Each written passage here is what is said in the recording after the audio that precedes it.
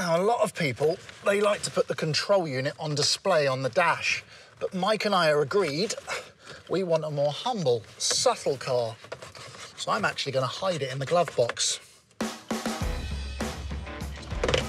And I probably want to mount it there. See, it's really cool. It's now within reach of the driver. Even the passenger can have a play. I think it's fair to say I've made my position pretty clear. I just don't like these. And don't get me wrong, I like the gauges. I like the fact it's a boost gauge. I just don't like the fact it's fitted there onto a panel. It looks like an afterthought. And when you think about early classic cars, you think about how simple they were. They gave the driver limited information. Just the essentials like speed, oil pressure, water temperature. And as the industry's evolved, modern cars seem to give the driver tons of information like the tyre pressure, the temperature of the air outside, even what to have for breakfast. There's a kind of charm and simplicity that seems to be lost. But I'm not going to lose this. I'm just not going to fit it right there. See, this is a Mazda Speed. It's the only MX-5 that's fitted with a turbo. We have to have a boost gauge. Now, Mike's come up with an idea of placing the gauge inside this vent here, which, in fairness, seems like a bit of a compromise, but it's a compromise I'm willing to make. Bank card. Behind the side here. There we go. That was quite easy. And that comes out, so take this off, like so. Okay, got it.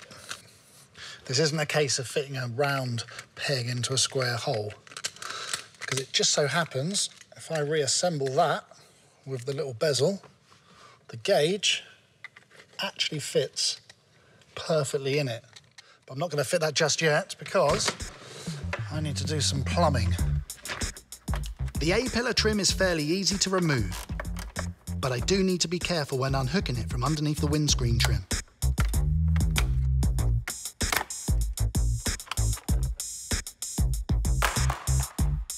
For my next trick, I need to get the wiring run through that vent. I stick a bit of welding wire through the hole until it appears under the dash.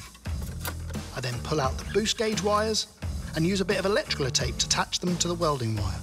I can then drag it all back through the vent. Success.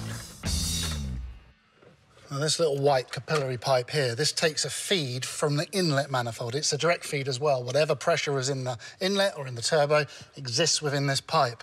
So when I rejoin it to my fittings on the gauge, it gives an accurate reading.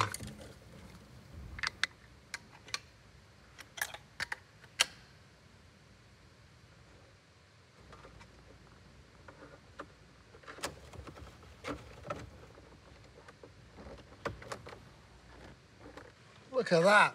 Like it's meant to be there. And if I just check... Woo! See, that's the difference. It actually looks like it was supposed to be there. Yeah, we've sacrificed a vent, but we've got a boost gauge in a turbo car. And to Mike, that's valuable.